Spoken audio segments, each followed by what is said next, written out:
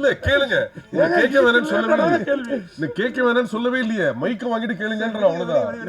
31 வருஷமா உங்களோட சேர்ந்து பத்திரிகையாளனா இருக்கேன். யார் தெரியும்ல, பத்திரிகை உலகின் Nayanthara. Hello ma'am.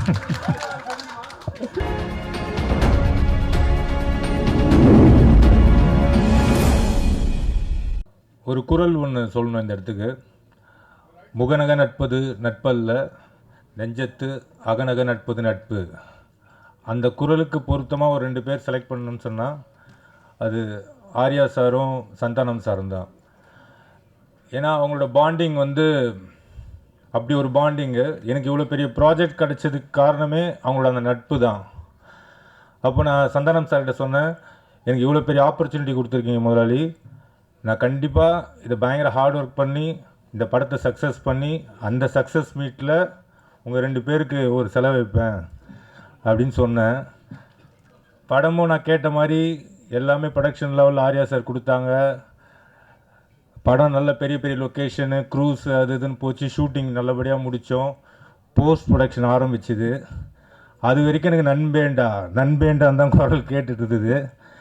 Release date fix ஆகி அந்த டெட்லைன் கிராஸ் பண்ணும்போது ஆர்யா சாருக்கும் சந்தானம் சாருக்கும் daily phone conversation, heat argument.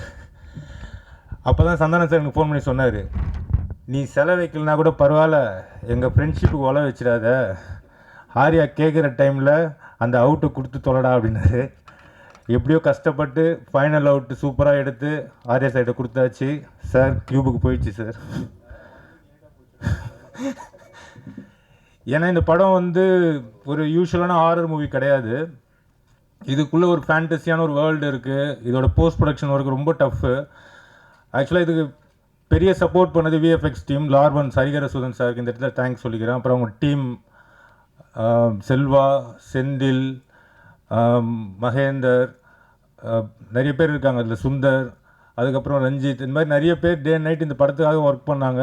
மெயினாக என்னோடய அசோசியேட் தனேஷ்க்கு இந்த இடத்துல மெயினாக தேங்க்ஸ் பண்ணிக்கிறேன். ஏன்னா அவன் சிங்கிளாக இந்த படத்தோட போஸ்ட் ப்ரொடக்ஷன் ஒர்க் என் கூட இருந்து பயங்கர ஹார்ட் ஒர்க் பண்ணான். அப்புறம் எடிட்டர் சைடில் விக்கி. ஸோ இந்த மாதிரி நிறைய பேர் இந்த படத்துக்கு பயங்கர சப்போர்ட் பண்ணி பயங்கரமாக இந்த போஸ்ட் ப்ரொடக்ஷன் ஒர்க்கும் முடித்து இப்போ அவுட் கொடுத்துருக்கோம். படம் ரொம்ப சூப்பராக வந்திருக்கு. May 16th எல்லோரும் ஃபேமிலியோடு போய் பார்த்து இந்த படத்தை என்ஜாய் பண்ணணும். நான் மெயினாக இப்போது ஆர்யா சார்கிட்ட சொல்கிறேன், சார் நீங்கள் பெரிய டென்ஷன் எதுவும் எடுத்துக்காதீங்க. ஏன்னா இந்த படத்தை ப்ரெஸ் அண்டு மீடியா பீப்புள் கண்டிப்பாக நல்லபடியாக போய் மக்கள்கிட்ட சேர்த்துருவாங்கன்னு நான் நம்புகிறேன். ஏன்னா என்னோடய போன படம் டிடி ரிட்டர்ன்ஸ் பிளாக் பஸ்டர் ஆகிறதுக்கு காரணமே ப்ரெஸ்ஸும் அந்த மீடியா பீப்புளும் தான். ஸோ பெரிய சப்போர்ட் பண்ணிங்க, அதே சப்போர்ட் இந்த படத்துக்கும் கிடைக்குன்றது நம்புகிறேன். Thank you so much.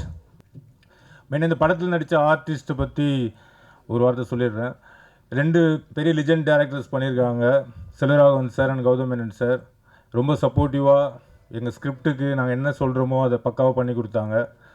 அதுக்கப்புறம் கஸ்தூரி மேடம், நிழல்குருவை சார், அப்புறம் எங்களோட ஹீரோயின் கீதிகா, யாஷிகா ஆனந்த், இவங்க எல்லாருக்கும் நான் ரொம்ப தேங்க் பண்ணுறேன். அப்புறம் எங்களோட காமெடியன்ஸ் மாரண்ணன், கிங்ஸ்லி, இன்னும் நிறைய பேர் இந்த படத்துக்காக ரொம்ப பெரிய லெவலில் ஒர்க் பண்ணியிருக்காங்க.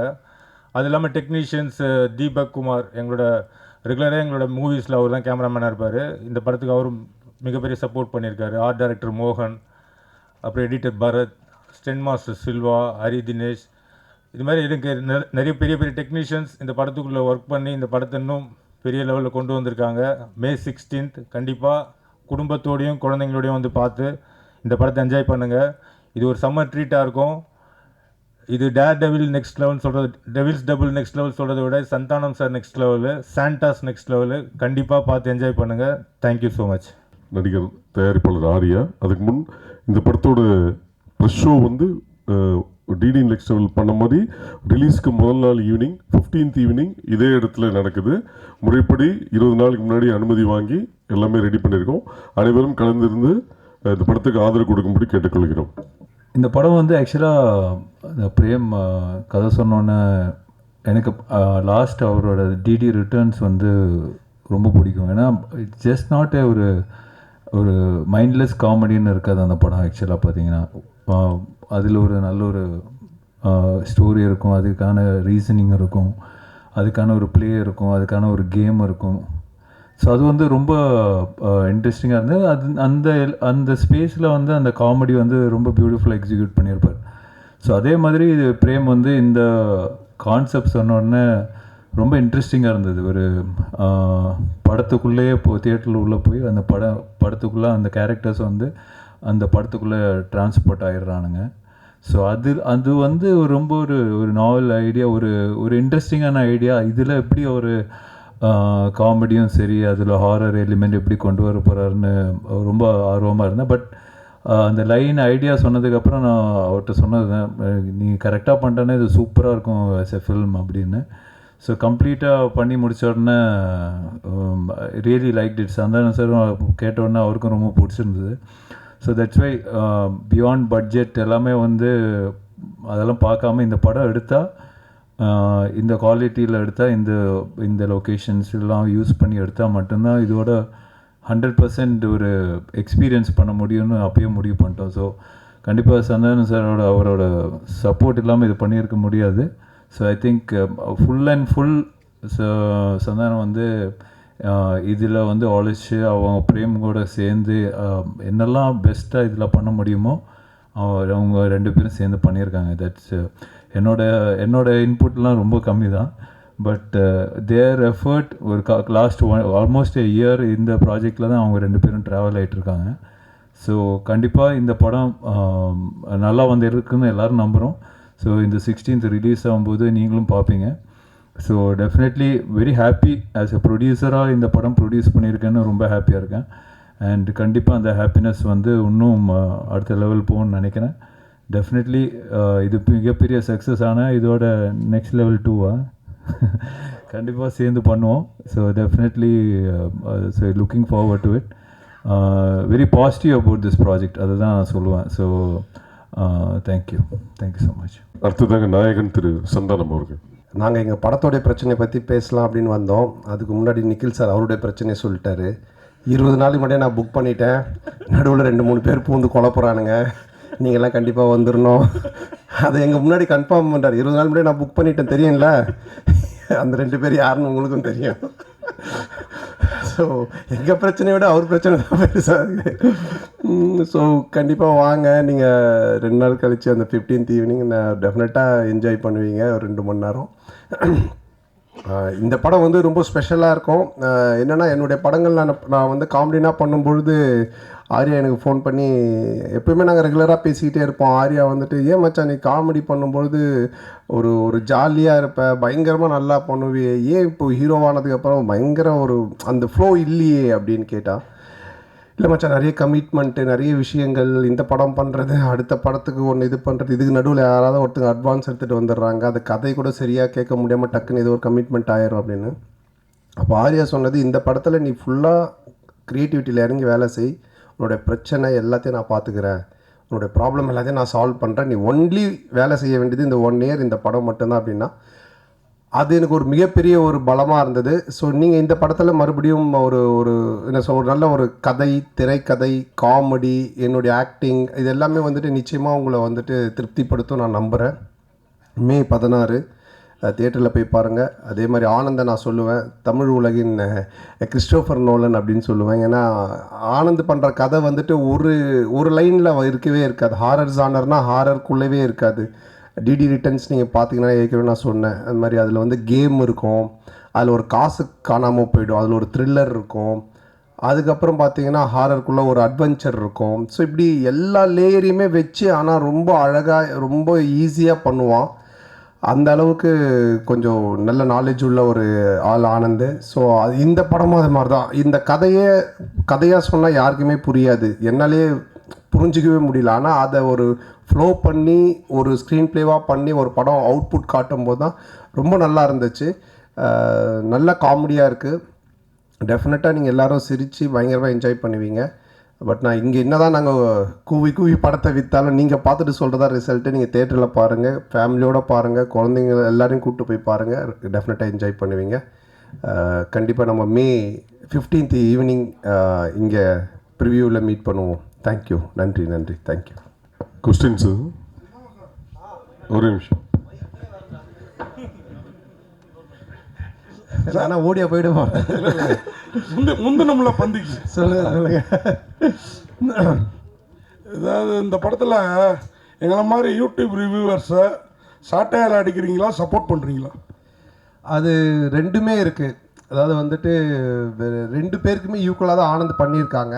ஆக்சுவலாக வந்துட்டு ஒரு ரிவ்யூவர்னால் எப்படி இருக்கணும் அப்படின்றதும் இந்த படத்தில் இருக்குது.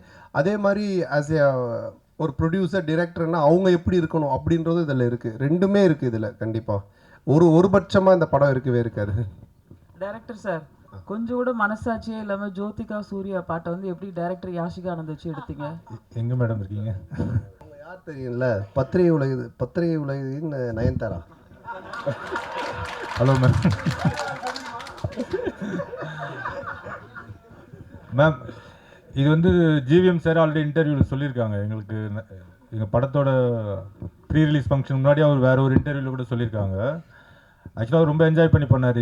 இது வந்து ஸ்க்ரீன் பிளேக்குள்ளே ஒரு சீக்வன்ஸ். இது ஆக்சுவலாக இது வெறும் காமெடிக்காக மட்டும் எடுக்கல. இது ஸ்க்ரீன் பிளேவாகவே இது தேவைப்படுது. ஸோ நாங்களே கொஞ்சம் ஹெசிடேட் பண்ணி தான் சார்கிட்ட கேட்டோம். பட் அவர் ரொம்ப ஸ்போர்ட்டிவாக இது பண்ணி தான் அவன் நல்லா இருக்குது இது அப்படின்னு சொல்லி பண்ணார். நீங்கள் தேட்டரில் பாருங்கள், பார்த்தீங்கன்னா உங்களுக்கு இதுக்காக பண்ணுன்றது ரிவீல் ஆகும் கண்டிப்பாக. Sir congratulations.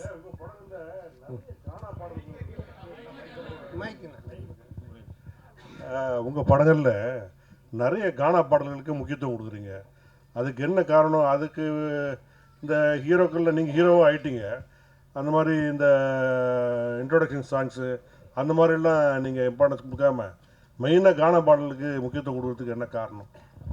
இல்லை, தம்பி டைரக்டரும் அதுக்கு ஒரு முக்கிய காரணம். இவர் வந்து ராயபுரம், ஆனால் சொந்த ஊர் திருநெல்வேலி. அதனால தான் பைல்வான் ரங்கநாதன் நடிக்க வச்சிருக்கான் படத்தில், அவங்க ஊருக்காரங்க அப்படின்னு சொல்லிட்டு. ஸோ அது மாதிரி அவங்க ராயபுரம். ஸோ இதுக்கு முன்னாடி நான் பண்ண கானா படம் பார்த்தீங்கன்னா ஜான்சன், அவன் வந்துட்டு வியாசார்பாடி. ஸோ இவங்க எல்லாருமே இன்புட்ஸ் கொடுக்கறதா, என்னோட இன்புட்ஸ்னு கிடையாது. ஸோ அவங்க என்ன சொல்கிறாங்களோ அதை நம்ம கேட்டு பண்ணுறது தானே. இந்த பாரிஸ் அதுதான் அதிலோட ஃபுல்லாக கானா படம். ஆமாம், அந்த டைரக்டர் வந்துட்டு வியாசார்பாடி. ஸோ இவர் ராயபுரம். இன்னும் நான் வந்துட்டு இது மின்ட்டு தாண்டவே இல்லை. சந்தானம் சார் ஒரு நிமிஷம். மணி சார், எப்போதுமே எல்லாருமே நிறைய வசூல் வரணும், திருப்பதியிலவே வந்து நம்ம வந்து சாமி கும்பிடணும் அப்படிம்பாங்க. இந்த படத்தில் நீங்கள் திருப்பதி கோவிந்தாவை கிண்டல் பண்ணியிருக்கீங்கன்னு சேலத்தில் வந்து நிறைய வக்கீல்கள் வந்து புகார் கொடுத்துருக்காங்க. அந்த கோவிந்தா பாட்டு வந்து உண்மையிலே கடவுளை கிண்டல் பண்ணியிருக்குதா? அவங்களுக்கு என்ன பதில்? அதானே, இல்லை அது வந்து கிண்டல் கிடையாது. அதாவது நிறைய பேர் நிறைய விஷயங்கள் சொல்லுவாங்க, ஓகேங்களா. இப்போ பார்க்குறவங்க எல்லாரும் அவங்களோட சஜஷன் சொல்லுவாங்க, இது சரியில்லை, அது மாற்றணும், இது பண்ணணுன்ட்டு. பட் அது எல்லாத்தையும் நம்ம எடுத்துக்க முடியாது, அப்படி வாழவும் முடியாது.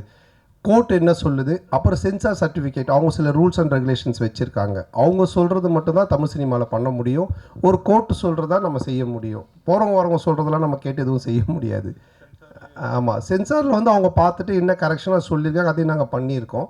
ஸோ அதனால் கரெக்டான ஒரு விஷயம்னா அது ஒன்று சட்டம் கோர்ட், இல்லைன்னா சினிமாவுக்கு சென்சார். இதை தவிர ஒரு போகிறவங்க வரவங்கலாம் சொல்கிறாங்க, நம்ம என்ன பண்ண முடியும், அது அவங்களுடைய கருத்து. சந்தானம். ஆமாம், அதில் நீங்கள் இப்போ பார்த்தீங்க அந்த பாட்டில் வந்துட்டு அந்த பாட்டு வரும், நடுவில் இவனுடைய கேரக்டரை பற்றி வரும். ஆனால் இதுக்கும் அந்த பாட்டுக்கும் சம்மந்தம் இருக்காது. இப்போ நம்ம பெருமாளை பற்றியோ இல்லை கோவிந்தாவை பற்றியோ நம்ம கிண்டலாக பண்ணி தான் சொல்லலாம். அது எனக்கு வந்து நான் வந்து திருப்பதிக்கு போய் இப்போ இந்த ரிலீஸ் முன்னாடி கூட நாங்கள் போகிறோம். நாங்கள் வந்து வருஷம் எல்லா படத்துக்குமே நானும் ஆனந்தம் கீழே இருந்து மேலே நடந்தே போவோம்.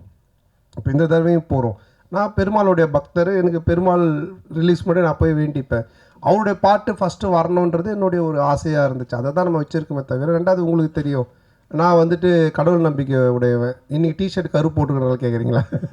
ஸோ அதனால் நான் வந்து கடவுளை கிண்டல் பண்ணியோ கடவுள் இது பண்ணலாம் இது பண்ணவே மாட்டேன். அது உங்கள் எல்லாருக்குமே தெரிஞ்ச விஷயம். அதனால் அது வந்து என்னுடைய மன திருப்திக்காக வச்சது, அதுவும் சரியான முறையில் இருக்குது. சந்தானம் சார் சந்தானம், நீங்கள் தமிழ் படைப்பாளி, பாட்டாளி, நல்ல தமிழ் பேர் வச்சிருக்கலாமே. இதுக்கான ஆக்சுவலாக வந்துட்டு இது தில்லுக்கு துட்டு 1லேருந்து ஆரம்பித்த சீக்வல்னு. இது தில்லுக்கு துட்டு 1, தில்லுக்கு துட்டு 2, அதுக்கப்புறம் டிடி ரிட்டர்ன்ஸ். ஸோ இப்படி எல்லாமே அதில் வந்ததுனால அதனுடைய சாயல் இருந்தால் ஈஸியாக ஆடியன்ஸ் கொஞ்சம் ரீச் ஆகும் அப்படின்றதுக்காக தானே தவிர, இல்லைன்னா நீங்கள் சொன்ன மாதிரி இப்போ நம்ம நல்ல ஒரு தமிழ் பேர் இதுக்கப்புறம் வைக்கலான்னு. சந்தானம் சார், இங்கே சொல்லுங்கள். இப்போ ஒரு வாரமாக வந்து எல்லையில் வந்து பதற்றம் இருக்குது. எதிர்பாராத பல நிகழ்வுகள் நடந்திருக்கு.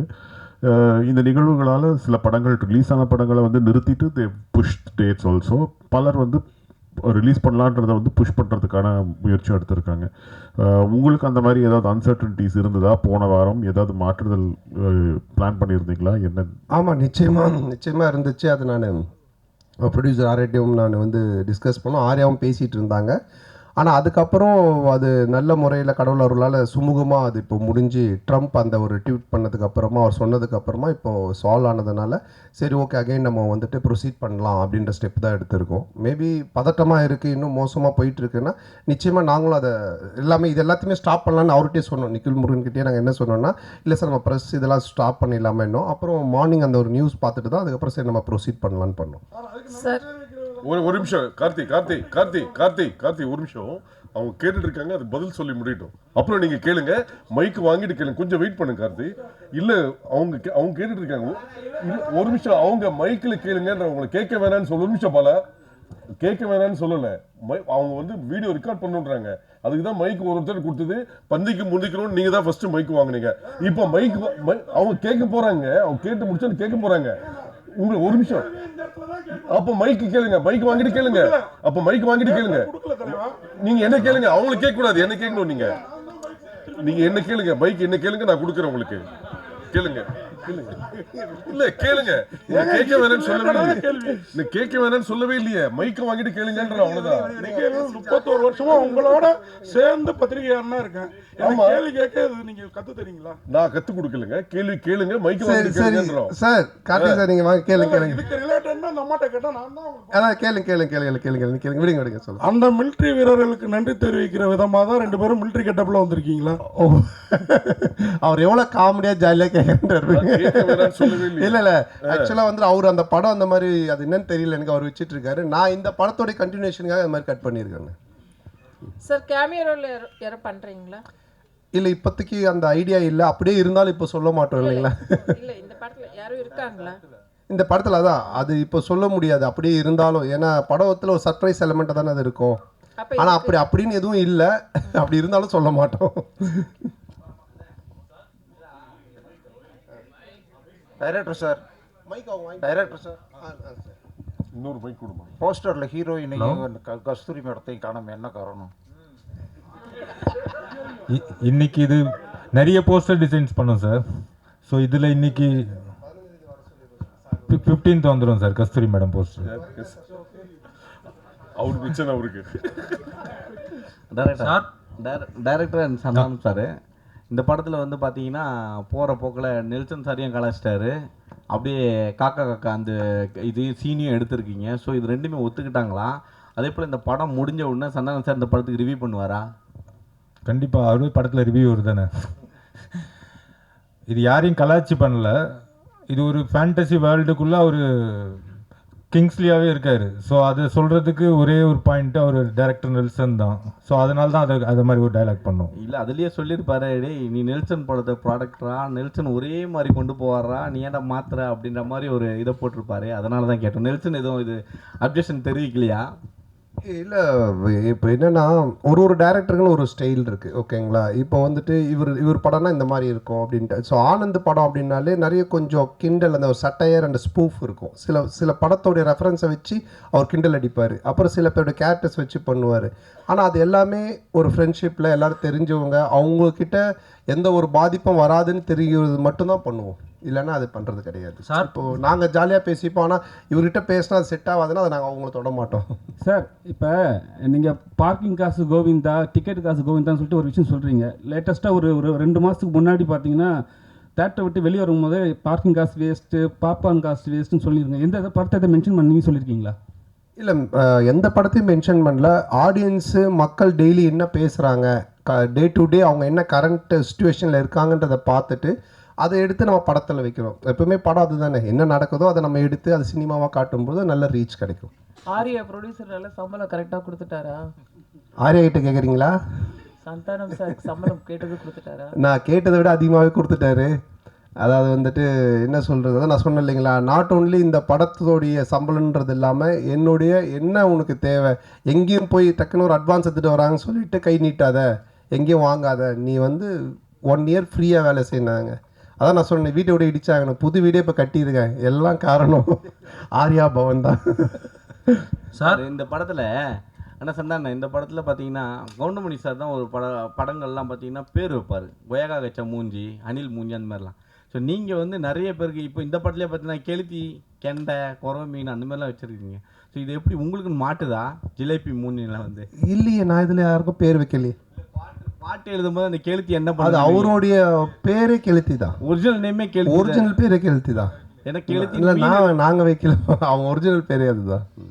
சார் உங்களுக்கு சூர்யா ஜோதிகா பாட்டு எடுக்கும்போது கௌதம் மேனன் வந்து என்ன சொன்னாருன்னா, அவர் படத்தையே ரீக்ரியேட் பண்ணியிருக்காரு. அதுவும் நீங்கள் தான் சொல்லணும், கிண்டல் பண்ணி நீங்கள் ரொம்ப எடுத்துருக்க மாதிரி எடுத்துருக்கு. அது யாஷிகா ஆனந்த் கூட ஸ்லோ மோஷனில் கூட விட்டு அவர் ஒத்துக்கிட்டாரா இப்படி?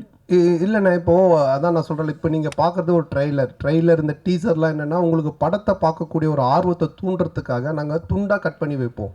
அவருடைய முன் கதை என்ன பின் கதை எதுவுமே தெரியாது. அப்போ அதை பார்க்கும்போது உங்களுக்கு ஒரு ஒரு என்ன சொல்கிறது, இது என்னவா இருக்கும், இது என்ன அப்படின்னு ஒரு கொஸ்டின் கேட்கலாம். அந்த ஒரு வைரலுக்காக தான் அதை பண்ணுறோம். பட் படமாக நீங்கள் பார்த்துட்டானுங்க அது ரொம்ப கிளியர் பிக்சரில் கரெக்டாக வரும். ஆயிரம் தான் சொல்லுங்கள், அந்த பாட்டை பார்க்கும்போது சூர்யா ஜோதிகா கோவம் வராதா? சூர்யா ரசிகர்களுக்கு கோவம் வராதா? நீங்கள் எவ்வளோ கிண்டல் பண்ணியிருக்கீங்க? இல்லை, இது கிண்டலாகவே வராதுண்ணே. இப்போ என்னென்னா அவர் அந்த படத்தோடைய இயக்குனர், அவரு அதை பண்ணுறாரு, அது ஏன் பண்ணுறாரு, அதுக்கு ஒரு காரணம் இருக்குது. அந்த காரணத்தை சொல்லும்போது கண்டிப்பாக தப்பாக இருக்காது. நிறைய படத்தில் நிறைய ரெஃபரன்ஸ் வைக்கிறாங்க, அது கரெக்டாக அந்த கதையோட ஒத்து வந்தால் ஓகே. திடீர்னு துண்டா சும்மா வெறுப்பேற்றதாக வச்சோன்னா தப்பாக இருக்கும். அண்ணா உங்களுக்கு வந்து ஆர்யாவை ரொம்ப பிடிக்கும், இப்போ ப்ரொடியூசராக நல்லா பிடிச்சிருக்கா, நண்பராக பிடிச்சிருக்கா? ஆர்யாவையா? இல்லை, ரெண்டுமே தான். ஏன்னா நண்பனாக இருந்ததுனால தான் அந்த ப்ரொடியூசராக மாதிரி ரெண்டு பேருமே வந்துட்டு என்ன சொல்கிறது, ப்ரொடியூசராக இருக்கும்போது சில நேரத்தில் சண்டை வரும், நண்பனாக இருக்கும்போது சண்டை வராது, அடிக்கடி கோச்சுப்பான். அது மாதிரி வந்துட்டு இது நான் சொன்ன இது மாதிரி பண்ணவே இல்லை, இது பாரு இப்படி ஆயிடுச்சுன்னு. ஃபஸ்ட் டே ஷூட்டிங்கே கால் பண்ணி நான் வந்து உனக்கு காமெடி சூப்பர் ஸ்டார் நான் சும்மா தான் பேர் வச்சேன், நீ நிஜமாலே பண்ணிகிட்டு இருக்க அப்படின்னா. ஏன் என்னென்ன வேட்டையின் ஷூட்டிங்கில் எவ்வளோ செலவு தெரியுமா அப்படின்னா, தெரியாத மச்சான் இவ்வளோ செலவு அப்படின்னா. நம்ம ஷூட்டிங்கில் எவ்வளோ செலவு தெரியுமா, எவ்வளோன்னா அதே செலவு, அதே 200 பேர், அதே இது. நான் உனக்கு காமெடி சூப்பர் ஸ்டார் பேர் வச்சா சூப்பர் ஸ்டாருக்கு இவ்வளோ நீ செலவு பண்ணுவியா அப்படின்னு சொல்லி கோச்சிக்கிட்டான். அப்புறம் நான் சொன்னேன், இல்லை மச்சா இது மாதிரி இதெல்லாம் தேவைப்படுது அப்படின்னு. ஸோ அதுக்கப்புறமா ரொம்ப சண்டே ஆகிடுச்சேன். டக்கு நான் என்ன பண்ணுவேன்னா, ஒரு 2 நாள் ஈஷாக்கு போயிடுவேன். உடனே ஃபோன் அடிப்பான், அங்கே அடிச்சிட்டு இல்லை சத்குருட்ட காசு வாங்கி கொடு அப்படின்வான். அவுட் பேப்பராக காசு வாங்கி தர முடியும்னு. நீ அங்கே தானே போகிற, எனக்கு காசு வாங்கி கொடுத்துட்டு போ, அவர் பேர் போட்டு ப்ரொடியூசர் அப்படின்வான். சரி மச்சா வந்து. ஸோ ப்ரொடியூசர் ஆகும் மாதிரி இடி சண்டை வரும், நண்பனாக இருக்கும்போது எதுவுமே இருக்காது, ஃபுல்லாக ஜாலியாக தான். ஆமாம், கொஞ்சம் அடிக்கடி நடக்கும். சார் போன மேடையில் அவங்கள கடவுளாக பார்த்து காலில் விழுந்தாரு கூல் சுரேஷ். இந்த படத்தில் இருக்கிறாரா? காணும். இல்லை, இந்த படத்தில் இல்லை. கடவுளை கொஞ்சம் அவருக்கு தரிசனத்தை கொஞ்சம் தள்ளி வச்சிருக்கோம். அவரும் வந்து படத்தை ரிவ்யூ கொடுப்பாரு. சார் இங்கே சொல்லுங்க. ஒரு பாட்டில் வந்து பார்த்தீங்கன்னா படம் போட்டு 1 மணி நேரம் கழித்து வர்றாங்க, ஓசி டிக்கெட்டில் வராங்கன்னு சொல்கிறீங்களா, அது யாரை சொல்கிறீங்க? இல்லை, இப்போது நிறைய பேர் வந்துட்டு பார்த்தீங்கன்னா பப்ளிக்கில் வந்துட்டு இஷ்யூ பண்ணுறாங்க, ஏதோ ஒரு டிக்கெட்ஸ் கொடுக்குறாங்க, இல்லை ஃபேன் ஷோ போடுறாங்களா, ஏதோ ஒன்று பண்ணுறாங்கன்னு வச்சுக்கோங்க. அதில் கும்பலில் சில பேர் வராங்க, வந்துட்டு அவங்கெல்லாம் சில விஷயங்கள்லாம் பேசுகிறாங்க. அது வந்துட்டு நாளைக்கு பார்த்தீங்கன்னா வைரல் ஆகுது. அது நிறைய என்ன சொல்கிறது ரிவ்யூஸ் ஷோஸில் நீங்கள் பார்த்தீங்கன்னா இருக்கும். ஸோ இப்போ இதை வந்துட்டு வைரலாக நிறைய பேர் பேசுகிறாங்க, கமெண்ட்ஸில் சொல்கிறாங்க, இவன் ஓசி டிக்கெட்டில் வந்தவன்பா, இவன் பார் லேட் அண்ட் டாச், இதெல்லாம் வந்து கமெண்ட்ஸில் வர்றது. அது எல்லாத்தையும் எடுத்து தான் அந்த லிரிக்கெல்லாம் கெளுத்தி எழுதுனது. ஸோ எழுதும்போது எனக்கு நல்லா இருந்துச்சு, நாங்கள் கேட்டோம், இதெல்லாம் லைவில் இருக்குன்னா சரி ஓகே பண்ணிட்டோம். ஏன்னா நீங்கள் இந்த படத்தில் எப்படி ஓசி டிக்கெட் வாங்கி படம் பார்க்குறீங்களா, இல்லை தேட்டரில் போய் வாங்கி படம் பார்க்குறீங்களா? நான் கொஞ்சம் ஓசி டிக்கெட் தான், ஏன்னா ரிவ்யூ பண்ணுறோம் இல்லைங்களா, அப்போ ரிவ்யூ பண்ணும்போது எங்களுக்கு ஒரு ஷோ போடுவாங்க, அப்போ போவோம். அதனால தான் என்னை வச்சு அதை கலாச்சி பண்ணியிருக்காங்க. ஆனால் சந்தானே இந்த வருஷம் பார்த்தீங்கன்னா உங்களுக்கு அதிகமாக உங்கள் நட்பு சைடில் வந்து இழப்புகள், 2 இழப்புகள், சேஷன்னா இன்னொன்று ஆண்டனி. ஸோ இந்த படத்தில் சேஷ் இருந்தால் எப்படி இருந்திருக்கும்? ஏன்னா இப்போ இல்லை. ஸோ ஒருவேளை சேஷுக்கான ஏதாவது சீக்வன்ஸ் ஏதாவது வச்சுருந்தீங்களா? அது இல்லாமல் டிடின்ற இதுக்கு வழக்கம் போயிட்டுருக்கு. இல்லை இருக்குது, அதாவது வந்து எங்கள் டீம் எல்லாருக்குமே தான் நாங்கள் எழுதுவோம், அதில் இருந்துச்சு. ஆனால் பட்டு காலத்தின் இது அவர் இல்லை. பட் எல்லாருக்குமே எங்கள் டீமில் எல்லாருமே வச்சு தான் எழுதுவோம். அந்த நான் இப்போது கம்ஃபர்ட் ஜோனுன்னு ஒரு சில ஹீரோஸ் இருக்காங்க, அதே டேரக்டர் அதே டீமோட. இந்த ஹீரோஸ்க்கு வந்துட்டுனா அவங்களோட டீம் பண்ணால் கரெக்டாக இருக்கும். இதை நீங்கள் எப்படி பார்க்குறீங்க? உங்களுக்கு இதே மாதிரி ஃபஸ்ட்டு பார்ட் 1, இப்போ 2, இதுக்கு அப்புறம் 3 பண்ண போகிறேன்னு சொன்னீங்க. ஸோ இதை தாண்டி நீங்கள் சந்தானமாக ஒரு ஆக்டராக, இப்போவுமே ஆக்டராக, இதை தாண்டி ஒரு லெவலுக்கு வர வாய்ப்பு இருக்கா? இல்லை சார், இப்போ என்னென்ன படம் பார்த்தீங்கன்னா ஃபஸ்ட்டு மாதிரிலாம் ஒரு படம் பண்ணோம் டக்குன்னு இன்னொரு கதை அப்படின்லாம் கிடையாது. ஏன்னா இன்றைக்கி ஓப்பன் மீடியாவாகி போச்சு. ஓடிடி பிளாட்ஃபார்ம் வந்தோடனே ஹாலிவுட் படத்துலேருந்து எல்லா படங்களுமே ஆடியன்ஸ் எல்லாத்தையுமே பார்க்குறாங்க. ஸோ ஒரு டைரக்டரோட ட்ராவல் பண்ணி ஒன்று சிங்க் ஆகி ஒன்று வந்து செட் ஆகிறதுக்கு மினிமம் ஒரு 2-3 படம் ஆகுது. அதனால தான் டக்கு டக்குன்னு மாற்றி போக முடியல. ஏன்னா என்னுடைய சிங்க் அவருக்கு தெரியணும், அவருடைய சிங்க் எனக்கு தெரியணும். அதுக்காக தான் அது மாதிரி ட்ராவல் பண்ணுறோமே தவிர மற்றபடி. சந்தனம் சார் இங்கே தான் திருப்பி ரைட் ஹியர். உங்களுடைய நட்பு வந்து சிம்புவோட வந்து எல்லாருக்கும் தெரிஞ்ச விஷயம். அண்ட் அவர் வந்து ஒரு ரிக்வெஸ்ட் வச்சுருக்காரு உங்ககிட்ட, நீங்கள் மறுபடியும் காமெடியனாகவும் படம் வந்து நடிக்கணும் அப்படின்ட்டு. அந்த ரிக்வெஸ்ட்டை எவ்வளோ தூரத்துக்கு நீங்கள் எடுத்துக்கிட்டு இருக்கீங்க? இனிமேல் சந்தானம் காமெடியானவும் அடிக்கடி படத்தில் பார்க்க முடியுமா? ஏன்னா உங்களுக்குன்னு ஒரு ஃபேன் பேஸ் இருக்குது. அந்த ஃபேன் பேஸ் நீங்கள் மறுபடியும் காமெடியன் ரோல்ஸும் பண்ணணும்னு எதிர்பார்க்குறாங்க. இல்லை, அதுதான் இப்போ காமெடி ரோல்னால் நீங்கள் ஃபஸ்ட்டு பார்த்த சந்தானத்தை பார்க்க முடியாது. நிச்சயமாக அந்த மாதிரி ஒரு சந்தானம் இருக்காது. ஏன்னா அது இப்போவே ஆடியன்ஸுக்கு டிவியில் நிறைய ஷோஸில் நிறைய ஆதித்யா சேனல் சிரிப்பெல்லாம் பார்த்துட்டாங்க. நீங்களும் யூடியூப்பில் நிறைய பார்த்துருக்கீங்க. ஸோ புதுசாக ஒன்று பண்ணணும், அது எப்படி டிசைன் பண்ணி பண்ணணுன்றதை நானும் யோசிச்சுக்கிட்டு இருக்கேன். அண்டு எல்லா படத்துலையும் என்னால் பண்ணுவேனான்னு எனக்கு தெரியல. ஏன்னா எனக்கு ஆல்ரெடி கமிட் ஆகி ஹீரோவாக பண்ணக்கூடிய அட்வான்ஸ் கொடுத்து ஒரு 3-4 பேர் ஆல்ரெடி வெயிட்டிங்கில் இருக்காங்க. ஸோ அதுவும் நான் பண்ணணும். இப்போ அதுவே நான் ஒரு படத்தை திருப்பியும் அவங்களுக்கு ரிட்டர்ன் பண்ணிட்டு தான் எஸ்டிஆருக்காக அதை பண்ணுறேன். அவருக்கு அதை என்ன மாதிரி பண்ண முடியுன்றதை நான் இப்போ டிசைன் பண்ணிகிட்டு இருக்கோம். அதுக்கப்புறம் ஆர்யாவோட ஒரு கமிட்மெண்ட் இருக்குது. நான் வடக்குப்பட்டி ராமசாமிலே சொன்னேன் ஆர்யாவோட நான் பண்ணோம் அப்படின்ட்டு. ஸோ அந்த கமிட்மெண்ட்டும் போயிட்டுருக்கு. ஸோ அதுக்கும் பேசிகிட்டு இருந்தோம். பட் இவன் எப்போ பண்ணுவான்னு தெரியல. இவங்கிட்ட அப்படின்னா ஆர்யா கியூபுக்கே 1 wicket தான் அனுப்பினான் அப்படின்னு சொன்னேன். ஸோ ஆனந்தம் ஒரு லைன் ஒன்று எழுதி இருக்கான் எங்கள் 2 பேரை வச்சு. அதில் ஒரு கேரக்டர் ஒன்று பண்ணலான் இருக்கோம். ஸோ பண்ணுவேன் கண்டிப்பாக. ஆனால் நிறைய பண்ணுவேனான்னு தெரியாது. பழசை பண்ண மாட்டேன் நிச்சயமாக. ஆனால் இந்த கொஸ்டினோட தொடர்ச்சி தான் இது. சிம்பு சார் சொன்னார் தமிழ் சினிமாவில் காமெடி நடிகர்கள் குறைஞ்சிட்டாங்க, காமெடியும் கம்மியாகிடுச்சுன்னு சொல்கிறாங்க. அது எப்படி நீங்கள் பார்க்குறீங்க? அவர் சொன்னதுக்கு என்ன வந்து பார்க்குறீங்க, நான் எப்படி சொல்கிறேன்? இல்லை, ஏன்னா அவர் உங்களுக்கு தான் சொன்னார். நீங்களாம் வந்து ஆக்டர் ஆகி போயிட்டீங்க, ஹீரோ ஆகி போயிட்டீங்க. ஸோ வந்து தமிழ் சினிமாவில் காமெடி கம்மியாகிடுச்சுன்னு சொன்னார். இல்லை, என்கிட்ட அவர் பர்சனலாக சொல்ல வாங்க பப்ளிக்காக எல்லார்கிட்டையும் சொன்னார். அப்போ நீங்கள் நடிக்க வாங்கன்னு கூப்பிட்டா நான் அதுக்கு எஸ்ன்னு சொன்னேன். அதை நான் எப்படி சொல்ல முடியும்? ஆரியா சார், சார்பட்டா பயங்கர ஹிட்டு, பிளாக் பஸ்டர், செகண்டும் வரப்போகுதுன்றாங்க. அதில் நீங்கள் இருக்கீங்களா? இல்லை அடுத்த படத்துக்கு ப்ரொடியூசராக காலத்தில் இறங்க போகிறீங்களா சந்தானம் சார் வச்சு? இல்லை, இப்போ சார்பட்டா வந்து ஆகஸ்ட்லேருந்து ஷூட்டிங், இப்போ பார்ட் 2. இப்போ வந்து வேட்டுவோம் ரஞ்சித் சார் அந்த படம் ஷூட்டிங் போயிட்டுருக்கு. ஸோ கண்டிப்பாக அது ஆகஸ்ட்லேருந்து பார்ட் 2 ஸ்டார்ட் பண்ணுறோம். சார், நீங்கள் ப்ரொடியூஸ் பண்ணதுக்கப்புறம் சந்தானம் சார் நீங்கள் சொன்ன மாதிரி கேட்க ஆரம்பிச்சாரா, இல்லை அவர் சொல்கிறது நீங்கள் கேட்க ஆரம்பிச்சிங்களா? ஏன்னா பாட்லேயே சொல்லியிருப்பாரு. இந்த படம் பொறுத்த வரைக்கும் என்ன, ப்ரொடியூசர்னு பேர் தான், பண்ணதெல்லாம் இவர் தான். ஏன்னா அதை நான் சொன்னல, ஃபஸ்ட் டே ஷூட்டிங் போய் அந்த செலவு லிஸ்ட் எடுத்து பார்த்தேன். டேய், உண்மையான கப்பலில் ஷூட் பண்ணாலும் இவ்வளோ செலவாகுதுடா அப்படின்னு சொன்னேன். பட் நான் அதாவது சொன்ன மாதிரி இந்த படம் அப்படி எடுத்திருந்தா தான், இப்போ நீங்கள் அந்த குவாலிட்டியாக எடுத்திருந்தா தான் அது அதோட அவுட்புட்டு அது தேவைப்படுது. பட் அது வந்து எவ்வளோ பெஸ்ட்டாக, எவ்வளோ எஃபிஷியண்ட்டாக ப்ரொடக்ஷன் சைட்லேருந்து எவ்வளோ கம்மியாக நம்ம பண்ண முடியுமோ, அது வந்து கம்மின்னா வேஸ்டேஜ் இல்லாமல் எங்களால் எங்களோட எக்ஸ்பீரியன்ஸ் டீமை வச்சு அது மேக்ஸிமம் வேஸ்டேஜ் கட் பண்ணி அது பெஸ்ட்டாக பண்ண முடியாத அளவுக்கு பண்ணியிருக்கோம். பட் எதுவுமே நான் கண்ட்ரோல் பண்ணது, நான் ஒன்று தான் அவர்கிட்ட சொன்னேன், எது தேவையோ பண்ணு, கண்டிப்பாக பண்ணாமல் இருக்காத. ஸோ அப்படி தான் இது பண்ணது. பட் ஃபுல்லாக பண்ணது அவர் தான். சந்தானம் சார், நீங்கள் காமெடி வெளிப்படத்தில் பண்ண மாட்டேன் அப்படின்னீங்க. சிம்புவோட நட்புக்காக இப்போ காமெடி போடுவீங்க. அதுமாரி பழைய ப்ரெஸ் மீட்டில் சொன்னீங்க நான் வந்து அரசியல் பக்கமே போக மாட்டேன் அப்படின்னு. இப்போ உங்கள் நண்பர் உதயநிதி சார் வந்து பார்த்தாவா எனக்கு ஹெல்ப் பண்ணு அப்படின்னு அடுத்த மே மாதம் கூப்பிட்டாருன்னா சிம்பு மாதிரி அந்த கொள்கையை மாற்றி ஏதாவது பிரச்சாரத்துக்காவது போகிறதுக்கு ஐடியா இருக்கா? சரி, அரசியலை பொறுத்த வரைக்கும் சார், யார் கூப்பிட்டாலும் யார் இது பண்ணாலுமே ஒரு விஷயம் தான் நான் வந்து தெளிவாக சொல்கிறது என்னென்னா, நீங்கள் உழைச்சா உங்களுக்கு சாப்பாடு, நான் உழைச்சா எனக்கு சாப்பாடு. இதை தவிர வேறு எதுவுமே கிடையாது. பட் நட்பு ரீதியாக சில விஷயங்கள் இருக்குது, இதெல்லாம் பண்ண முடியும், இதெல்லாம் பண்ண முடியாது. இப்போ நான் சிம்பு சார் எஸ்டிஆரில் என்ன கூப்பிட்டாலும் இப்போ அவர் வந்து சந்தானத்துக்கு கம்ஃபர்டபுளாக என்ன காமெடி பண்ண முடியும், அவருக்கு என்ன செய்ய முடியும் கேரக்டரா அப்படின்ற அந்த ஃப்ரீடம் எனக்கு கொடுத்துருக்காரு.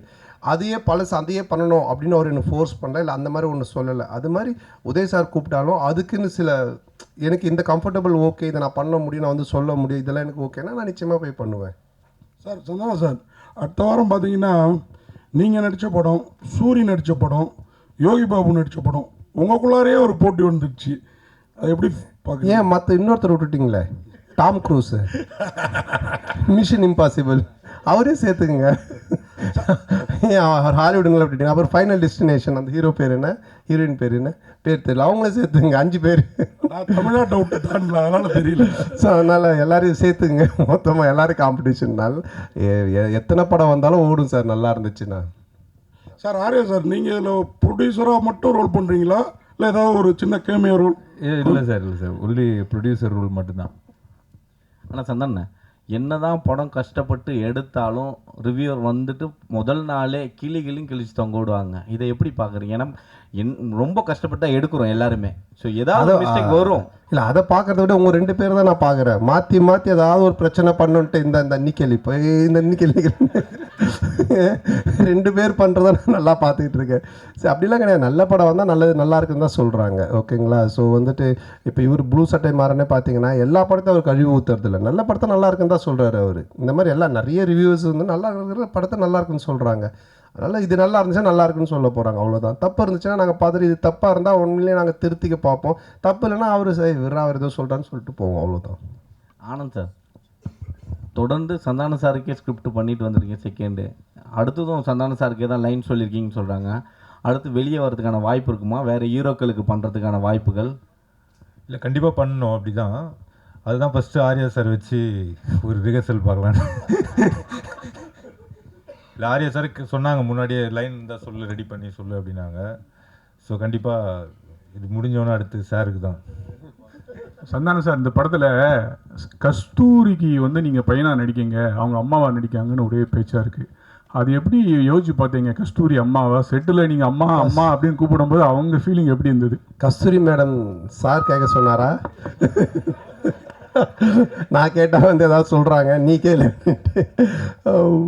இல்லை, அதான் நீங்கள் இது படம் பார்த்தீங்கன்னா தெரியும். ஏன்னா வந்துட்டு அவங்களுடைய என்ன சொல்கிறது, அவங்கள வந்து அம்மாவாக கூப்பிட்டு அவங்கள வந்து பண்ண வைக்கணுன்றது எங்களுடைய வந்துட்டு மோட்டிவேஷனே கிடையாது. ஏன்னா இப்போ எனக்கு ஒரு அம்மானா அவங்களுக்கு ஒரு ஏஜ் குரூப் இருக்குது, அதை கூப்பிட்டு தான் பண்ணுவோம். பட் இது ஒரு ரீசன் இருக்குது கதையில் அப்படின்றது தான் நாங்கள் எக்ஸ்பிளைன் பண்ணோம். அதை கேட்டுட்டு அவங்களுக்கு ரொம்ப பிடிச்சி போச்சு. ஸோ அதனால தான் அவங்க அதை பண்ணாங்க. நீங்கள் படம் பார்க்கும்போது நீங்கள் கண்டிப்பாக கஸ்தூரி மேடமோட ஃபேனாக தான் இருப்பீங்க. அதனால் வந்துட்டு நிச்சயமாக அவங்களுக்காக 2 தடவை பார்ப்பீங்க. டேரக்டர் சார், அது மாதிரி அன்றைக்கி சந்தானா சார் அந்த ஆடியோ ரிலீஸில் பேசுகிறப்போ அவருக்கு புக் காமெடி இருக்குது, முட்டராஜனுக்கு எலி காமெடி இருக்குது அப்படின்னு. சந்தானா சாருக்கு என்னெல்லாம் காமெடி இருக்குது படத்தில்? சந்தானம் சார் தான் இந்த காமெடியோட ஃப்ளோவே டேக் ஓவர் பண்ணுறவர். டோட்டலாக உங்களுக்கு ஓப்பனிங் படம் ஆரம்பித்ததுலேருந்து இந்த படத்தில் தான் சொன்னேன், ஓஜி சாண்டா ரிட்டர்ன்ஸ்ன்ற மாதிரி. ஏன்னா ஓவரால் இந்த படத்தையே கேரி ஓவர் பண்ணுறது சந்தானம் சார் தான். அவரோட ஸ்க்ரீன் ப்ரெசன்ஸ்லேருந்து அவரோட லுக்கு, அவரோட பாடி லாங்குவேஜ் ரொம்ப ஃப்ரெஷ்ஷாக இருக்கும். உங்களுக்கு பார்க்கும் போது ஆடியன்ஸுக்கும் சரி, எனக்கு அதான் எப்பயுமே சொல்லுவேன், எனக்கு ரொம்ப பிடிச்சது பார்த்தா காட்டுப்பூச்சி அந்த மாதிரி கேரக்டர்ஸ் பண்ணணுன்னு. ஸோ அதை பிரேக் பண்ணுவான் இந்த கிசா 47.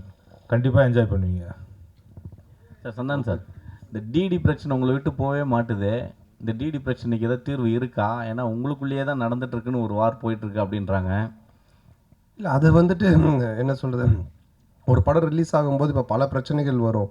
இப்போ அண்ணன் கேட்டாங்க தெரியுங்களா, சாங்கை பற்றி, டிடியை பற்றி வரும், அதை பற்றி வரும், போஸ்டரை பற்றி வரும். இது வந்து யூஸ்வலாக சினிமா நம்ம பண்ணும்போது எல்லாமே வரும். பட் ஒன்று தான், எதுவுமே சட்ட ரீதியாக கோர்ட் மூலமாக ஒரு விஷயம் ஆனால் மட்டும்தான் அது பிரச்சனை. இல்லைனா மற்றெல்லாம் சும்மா வாய் பேச்சு. இப்போ நீங்கள் கூட 10 வார்த்தை கேட்கலாம். ஏன்னா நீங்களும் பிளாக் டிஷர்ட், நானும் பிளாக் டிஷர்ட், எது என்ன மாதிரி போட்டுவீங்க கூட கேட்கலாம். பார்த்தீங்களா, கைட்டிட்டு வெறும் உடம்போட போக முடியும் நீங்கள் வீட்டுக்கு. ஸோ அந்த மாதிரி தான் அது. சட்ட ரீதியாக என்னவோ அதுக்கு பதில் தான் ஆன்சர் சொல்ல முடியும். வேறு ஏதாவது கொஸ்டின்? அனைவருக்கும் நன்றி, வணக்கம். நன்றி, ரொம்ப நன்றி. படத்தை வந்து பாருங்கள், தொடர்ந்து சப்போர்ட் பண்ணியிருக்கீங்க. இந்த படத்தையும் கொஞ்சம் சப்போர்ட் ஆஃப் பண்ணிட்டீங்களா இருக்கா இதெல்லாம்? கொஞ்சம் படத்தை சப்போர்ட் பண்ணுங்கள். நன்றி, தேங்க்யூ.